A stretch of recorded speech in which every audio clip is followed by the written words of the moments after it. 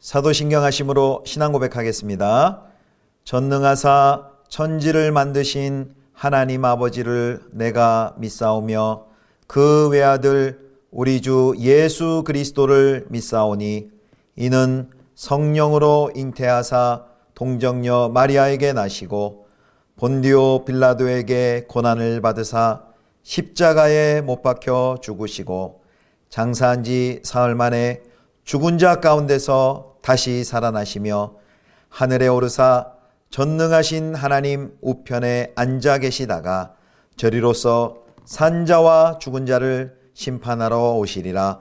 성령을 믿사오며 거룩한 공회와 성도가 서로 교통하는 것과 죄를 사하여 주시는 것과 몸이 다시 사는 것과 영원히 사는 것을 믿사옵나이다.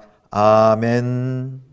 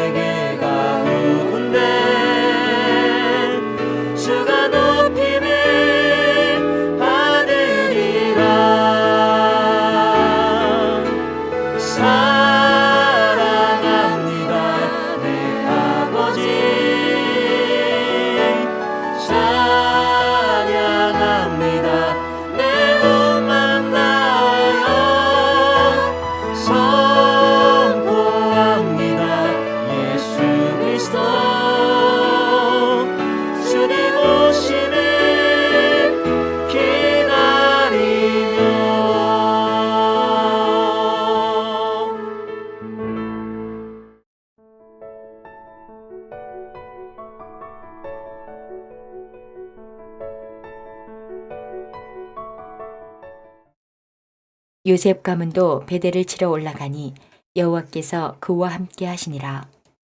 요셉 가문이 베델을 정탐하게 하였는데 그 성읍의 본 이름은 루스라. 정탐꾼들이 그 성읍에서 한 사람이 나오는 것을 보고 그에게 이르되 청하노니 이 성읍의 입구를 우리에게 보이라. 그리하면 우리가 내게 선대하리라 하매 그 사람이 성읍의 입구를 가리킨지라. 이에 그들이 칼날로 그 성읍을 쳤으되 오직 그 사람과 그의 가족을 놓아 보내매 그 사람이 헷 사람들의 땅에 가서 성읍을 건축하고 그것의 이름을 루스라 하였더니 오늘까지 그곳의 이름이 되니라. 므낫세가 베스안과 그에 딸린 마을들의 주민과 다낙과 그에 딸린 마을들의 주민과 돌과 그에 딸린 마을들의 주민과 이블루함과 그에 딸린 마을들의 주민과 무기또와 그에 딸린 마을들의 주민들을 쫓아내지 못하매 가나안 족속이 결심하고 그 땅에 거주하였더니 이스라엘이 강성한 후에야 가나안 족속에게 노역을 시켰고 다 쫓아내지 아니하였더라. 에브라임이 게셀에 거주하는 가나안 족속을 쫓아내지 못하매 가나안 족속이 게셀에서 그들 중에 거주하였더라. 스불론은 기드론 주민과 나할롤 주민을 쫓아내지 못하였으므로 가나안 족속이 그들 중에 거주하면서 노역을 하였더라. 아셀이 악고 주민과 시돈 주민과 알랍과 악십과 헬바와 아빅과 르홉 주민을 쫓아내지 못하고 아셀 족속이 그 땅의 주민 가나안 족속 가운데 거주하였으니 이는 그들을 쫓아내지 못함이었더라.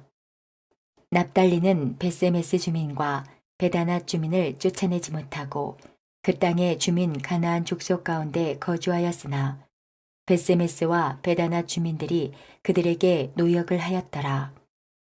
아모리 족속이 단 자손을 산지로 몰아넣고 골짜기에 내려오기를 용납하지 아니하였으며 결심하고 헤레스 산과 아얄론과 사알빔에 거주하였더니 요셉의 가문의 힘이 강성함에 아모리 족속이 마침내는 노역을 하였으며 아모리 족속의 경계는 아그라빔 비탈의 바위부터 위쪽이었더라.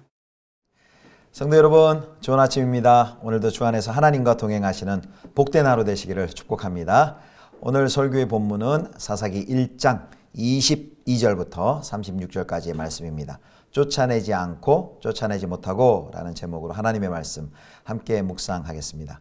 어제 본문 1장 1절에서 21절 월요일 화요일 본문이죠. 까지는 유다와 시므온, 베냐민 등 남부지파의 정복 보고를 살폈습니다. 오늘은 요셉 지파를 중심으로 한 이제 북쪽 지역의 정복 기사에 대해서 설명하고 있는 내용입니다. 자, 먼저 오늘 1장 22절부터 26절까지의 말씀은 요셉 족속의 베델 정복에 대한 기사가 나와 있습니다. 남부 지파의 대표가 유다였다면 이제 북부 지파의 대표는 요셉 가문입니다. 북부 지파의 경우 남부 지파의 경우와는 달리 대부분 실패를 보고하고 있습니다. 자, 한번 봅니다. 1장 22절입니다. 요셉 가문도 베델을 치러 올라가니 여호와께서 그와 함께 하시니라. 아멘. 여기 보니까 요셉 가문이 베델로 올라갔을 때 하나님이 함께 하셨다라는 중요한 표현이 있습니다. 이 하나님이 함께 하셨다라는 표현은 1장 19절에 보면요. 또 유다 지파가 정복하러 올라갔을 때도 사용이 되었습니다. 요셉 가문이 베델을 점령할 수 있었던 것은 그들이 강하거나 또는 그 요셉 가문이 탁월했기 때문에 전략이 탁월해서가 아니었습니다. 하나님이 함께 하시며 하나님의 약속대로 승리를 주셨기 때문입니다. 좋은 전략, 계획을 짜고 세우는 것도 중요하지만 과연 하나님과 함께하고 있는가 우리가 늘 점검해 봐야 합니다. 이 일이 하나님의 뜻에 맞는 일인가 점검해야 됩니다. 사랑하는 성도 여러분, 지금 하시고 있는 일들, 지금 삶에서 하나님과 동행하고 계십니까? 하나님 없이 먼저 앞서 나가거나 하나님 없이 달려가고 있지 않습니까? 지금 나는 하나님과 동행하고 있는가? 하나님의 뜻을 따르고 있는가? 점검해 보실 수 있기를 바랍니다. 자, 요셉 지파는요, 베델의 정탐꾼을 보냅니다. 그리고 성읍 입구에서 나오는 한 사람을 만나서 그에게 입구를 가르쳐 달라고 합니다. 그리고 그를 살려주지요.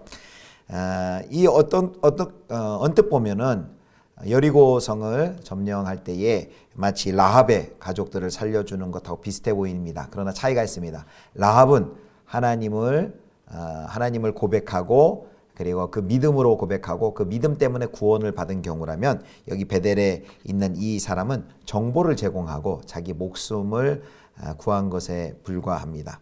자, 24절 보겠습니다. 자, 정탐꾼들이 그 성읍에서 한 사람이 나오는 것을 보고 그에게 이르되 청하노니 이 성읍의 입구를 우리에게 보이라. 그리하면 우리가 내게 선대하리라 하매. 자, 우리에게 입구를 보이라. 그리하면 선대하리라. 일종의 그 베델 사람과 함께 언약을 맺은 셈이 되었습니다. 근데 하나님께서는 가나안 주민들과 절대 언약을 맺지 말라고 말씀하십니다. 출애굽기 34장 12절 15절인데요. 12절입니다. 12절. 출애굽기 34장 12절. 너는 스스로 삼가 네가 들어가는 땅의 주민과 언약을 세우지 말라. 그것이 너희에게 올무가 될까 하노라. 자, 이 하나님께서 가나안 족속과 언약을 세우지 말라는 그 약속을 어긴 것이 되었습니다. 결국 이 살려준 베델 사람이요. 26절에 보면 햇사람의 땅에 가서 루스라는 성읍을 건축하게 됩니다. 하나님의 은혜로 베델을 정복하였지만 결국은 온전히 순종하지 못함으로 다시 정복해야 할 성읍을 남겨놓게 되고 말았습니다. 그래서 이 사건은 그 불순종의 악 영향에 대해서 잘 보여주고 있습니다. 요셉 지파는요, 하나님이 주신 그 완전한 승리를 불완전한 승리로 그만 바꾸어 버리고 말았습니다. 왜요? 불완전한 순종 때문이었습니다. 순종하는 흉내만 내지 말고 온전히 순종해야만 온전한 승리를 경험할 수 있는데 불완전한 순종으로 불완전한 승리를 경험하는 것입니다. 자, 이제 27절부터 29절에는요. 그 요셉 가문, 요셉 지파 중에서 이제 므낫세, 에브라임 지파, 요셉 가문의 정복의 실패에 대한 내용이 이제 나옵니다. 그리고 이 므낫세 정복 실패를 시작으로 다른 지파들의 실패가 연속적으로 보고됩니다. 그리고 이제부터는 더 이상 아까 그 베델을 정복할 때처럼 하나님이 함께 하셨다라는 이런 언급이 더 이상 없습니다. 하나님이 함께 하셨다라는 것이 없다는 것은 하나님께서 미리 그 전쟁을 포기하셨다는 의미일까요? 아닙니다. 그것은 도리어 그들이 이스라엘 족속이 여러 가지 이유로 하나님이 주시는 승리를 거절했다는 의미입니다. 자, 어떤 이유로 그들이 이렇게 하나님이 주시는 승리를 거절하는 결과를 낳게 되었는지 이제 살펴보겠습니다. 자, 1장 27절입니다. 므낫세가 벳스안과 그에 딸린 마을들의 주민과 다낙과 그에 딸린 마을들의 주민과 돌과 그에 딸린 마을들의 주민과 아블루함과 그에 딸린 마을들의 주민과 무깃도와 그에 딸린 마을들의 주민들을 쫓아내지 못하며 가나안 족속이 결심하고 그 땅에 거주하였더니, 여기 여러 가나안의 성읍들의 이름이 나오죠. 돌이라고 나오는데요. 이것은 지중해 해안에 위치한 아주 요새의 성읍입니다. 그리고 나머지는 그 이스르엘 골짜기에 있는 전략적 요충지입니다. 거기 나온 다낙, 돌, 무깃도는요, 사실은 이미 여호수아 때 한번 정복한 곳입니다. 그래서 여호수아 12장 21절 또 23절에 보면 거기에 여호수아가 정복한 왕들의 이름이 나오는데 거기 이미 언급이 됩니다. 자, 21절 볼까요? 여호수아 12장 21절. 하나는 다낙 왕이요, 하나는 무깃도 왕이요, 이렇게 되어 있습니다. 그리고 나머지 이름은 또 돌의 이름은 23절에 나와 있는 것을 확인할 수 있습니다. 여호수아 때 한번 정복되었다가 다시 빼앗긴 것으로 보입니다. 자, 그리고 여기에 27절에 보면은 아주 그 충격적인 언급이 나오는데요. 그들이 이스라엘에게 아주 크게 저항했다는 것을 말해주고 있습니다. 뭐라고 나오냐면 가나안 족속이 결심하고 그 땅에 아주 살기로 마음을 굳혀먹고, 이런 뜻입니다. 여기서 눈여겨보아야 할 것이 있는데요. 이스라엘이 강성해졌을 때에도 그 땅에 거하는 가나안 족속들에게 노역을 시켰습니다. 완전히 쫓아내지 않았습니다. 왜일까요? 그것은 한마디로 쫓아낼 수 있었음에도 불구하고 그들을 노예로 사용하면서 경제적인 이익을 얻기 위함이었습니다. 그러니까 이런 경우는 쫓아내지 못한 게 아니라 쫓아내지 않은 것이죠. 자, 사사기 1장 28절 봅니다. 이스라엘이 강성한 후에야 가나안 족속에게 노역을 시켰고 다 쫓아내지 아니하였더라. 여기 세번역 성경에는 이렇게 번역을 해놨습니다. 그런데 이스라엘 백성은 강성해진 다음에도 가나안 사람을 모조리 몰아내지 않고 그들을 부역군으로 삼았다. 이스라엘이 가나안 족속을 제압하여서 노역을 시킴으로 사회적인, 경제적인 유익을 얻은 듯 보입니다. 그런데 그들이 무엇을 어겼습니까? 하나님의 말씀을 어기고 불순종했습니다. 본질적으로 가나안 족속을 진멸하는 하나는 하나님의 명령을 그들이 어기고 불순종했고 그것은 죄입니다. 죄와 타협하고 만 것입니다. 하나님의 심판을 이제 가나안 족속들에게 대리해야 할 하나님의 대리자들, 정복의 사명보다 자신들의 실용적인 목적, 경제적인 목적에 사로잡혀서 그 명령을 잊고 하나님의 말씀에 불순종하는 모습을 보고 있습니다. 그것은 하나님의 심판을 부르는 큰 죄입니다. 사랑하는 성도 여러분, 우리는 이스라엘 백성들에게, 이스라엘 족속들에게 하나님의 그 정복에 온전히 진멸하고 정복하고 쫓아내라는 명령을 순종하지 못하도록 하는 것이 경제적 이익이었다면 우리에게는 하나님의 말씀을 온전히 순종하지 못하는 것이 무엇일까요? 요즘에도 마찬가지로 어떤 돈과 경제적인 이익 때문에 말씀을 순종하지 못할 수도 있고요. 사람들의 시선과 체면 때문에 말씀에 순종하지 못하는 경우도 있을 것이고요. 여러 가지 각자 이유가 있을 것입니다. 우리의 마음, 내 마음과 삶에서 철저하게 쫓아내야 함에도 불구하고 쫓아내지 않고 여기 이스라엘 족속들을 마냥 은근히 즐기고 있는 그러한 것들이 혹 무엇이 있을까요? 이 아침에 기도하면서 묵상하고 그것을 우리가 온전히 순종하여서 바르게 쫓아낼 수 있게 해달라고 우리가 하나님께 간구하면 좋겠습니다. 자, 이제 마지막 단락인데요. 이제 30절부터 마지막 36절까지는 스불론, 아셀, 납달리 지파 그리고 마지막 단 지파의 정복 실패에 관한 기사가 기록이 되어 있습니다. 요셉 가문의 실패에 이어서요. 그 이스라엘 골짜기의 북쪽의 기업을 얻은 세 지파가 나옵니다. 스불론 그리고 아셀, 납달리 그들의 정복의 실패의 기사가 안타깝게 기록이 되어 있습니다. 점점 이런 불순종이 심화되어 갈수록 반복될수록 사태가 더 심각해지는 양상을 우리가 발견하게 됩니다. 30절을 보면요. 스불론이 기드론과 나할을 주민을 쫓아내지 못하는 것을 보게 됩니다. 기드론 주민과 나할롤 주민을 쫓아내지 못합니다. 31절에는요. 아셀이 거기 7개 지역의 이름이 나와요. 악고, 시돈, 알랍, 악십, 헬바, 아빅, 르홉 등 7개 지역에서 주민을 쫓아내지 못했다라는 보고가 들어 있습니다. 자, 그런데요. 여기서 특별히 아셀의 정복 실패는 예상치 못한 변화를 가져옵니다. 이제는 가나안 족속이 아셀 중에 거주하는 것이 아니라 반대로 아셀 족속이 가나안 족속의 가운데 거주하는 그 지경에 이르릅니다. 32절입니다. 양상이 완전히 바뀌는 거죠. 32절 아셀 족속이 그 땅의 주민 가나안 족속 가운데 거주하였으니 이는 그들을 쫓아내지 못함이었더라. 자, 이제는 반대가 된 것이죠. 이스라엘 족속들 가운데 가나안 족속들이 섞여 있는 것이 아니라 반대로 표현을 합니다. 가나안 족속 가운데 아셀 족속이 거기에 이제 거주하는 것을 보게 됩니다. 자, 33절에도 납달리 지파가 벳세메스 주민 그리고 베다나 주민을 쫓아내지 못합니다. 그 결과 이 납달리 사람들도 위에 아셀 사람들처럼 가나안 족속의 한 가운데 거주하게 됩니다.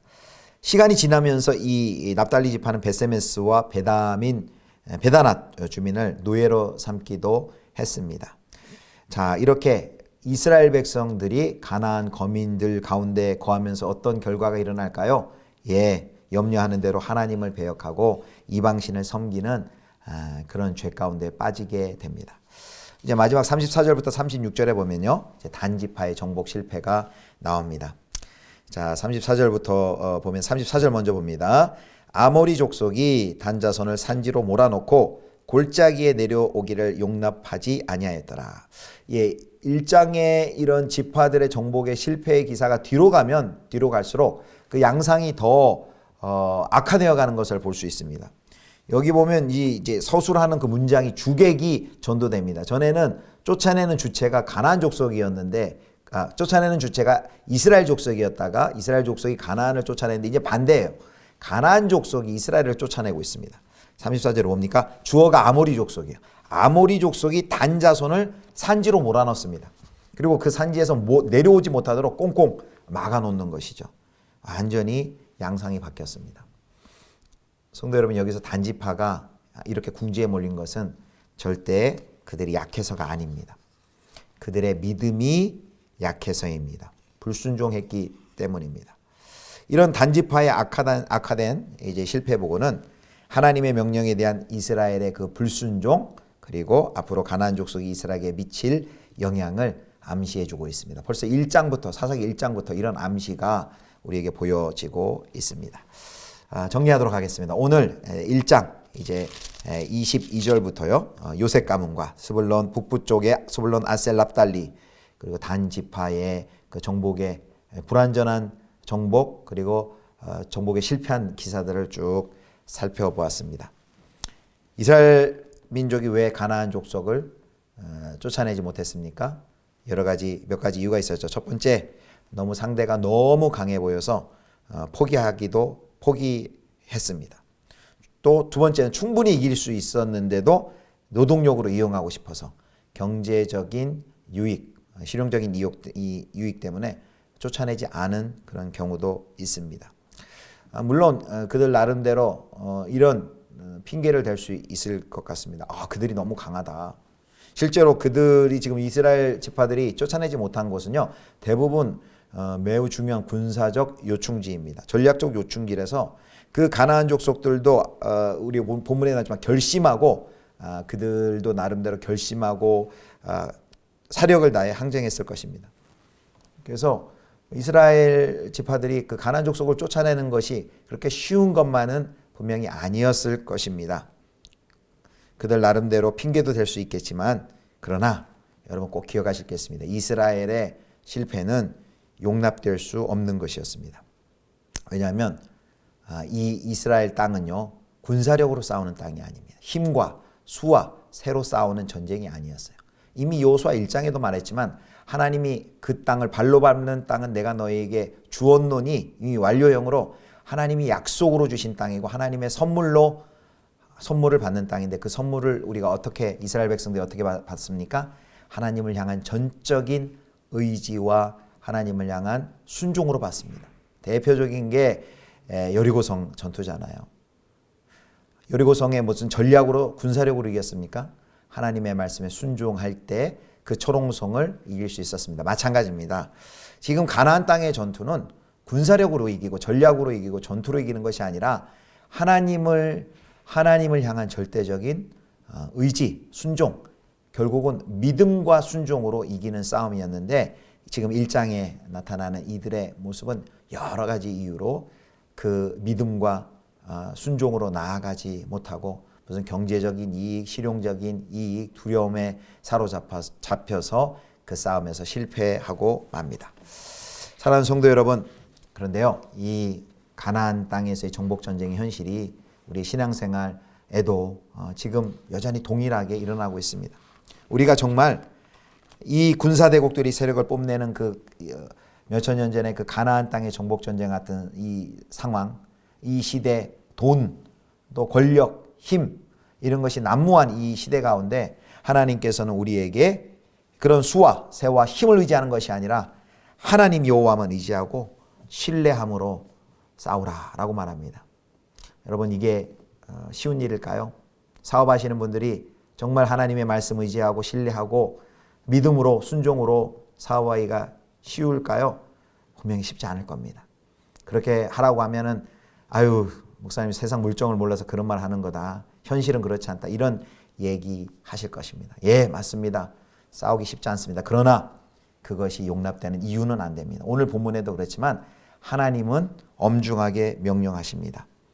그 세상의 모든 세력을 그럼에도 불구하고 몰아내고 그리고 그 땅 가운데 하나님의 나라를 드러내라. 하나님의 나라를 건설해라. 라는 사명을 우리 하나님의 백성 가운데 주셨습니다. 무엇으로요? 힘으로요? 무엇으로요? 능력으로요? 군사력으로요? 새로요? 숫자로요? 아니요. 하나님을 온전히 신뢰하는 믿음과 순종으로 그 전쟁을 감당하고 수행해라 라고 말씀하십니다. 그렇게 수행할 때 오늘 후렴처럼 나와 있던 하나님이 함께 하시니 라는 그 말씀이 적용이 되는 것입니다. 사랑하는 성도 여러분, 오늘도 이제 출근하여서 저 또 직장과 또 사업장과 일터 또 학교 곳곳에서 우리가 이 싸움을 또 해야 합니다. 만만치 않은 싸움입니다. 결심하고 달려드는 저 세상을 향해 우리가 어떻게 이길 수 있겠습니까? 하나님을 전적으로 의지하고 믿음으로 순종하는 믿음과 순종으로 오늘도 이 싸움 승리하실 수 있기를 하나님과 동행함으로 승리하실 수 있기를 축복합니다. 다 같이 기도하시겠습니다. 거룩하신 하나님, 우리 앞에 놓여 있는 이 전쟁 앞에 우리도 무기와 군사력과 힘을 의지하는 것이 아니라 정말 하나님을 향한 온전한 신뢰와 순종을 통해 온전한 승리를 할 수 있도록 주님 도와주시옵소서. 우리 구주 예수 그리스도의 이름으로 기도드립니다. 아멘. 주님 가르쳐 주신 기도하겠습니다. 하늘에 계신 우리 아버지여, 이름이 거룩히 여김을 받으시오며 나라의 임하옵시며 뜻이 하늘에서 이룬 것 같이 땅에서도 이루어지이다. 오늘날 우리에게 일용할 양식을 주옵시고 우리가 우리에게 죄 지은 자를 사하여 준 것 같이 우리 죄를 사하여 주옵시고 우리를 시험에 들게 하지 마옵시고 다만 악에서 구하옵소서. 대개 나라와 권세와 영광이 아버지께 영원히 있사옵나이다. 아멘.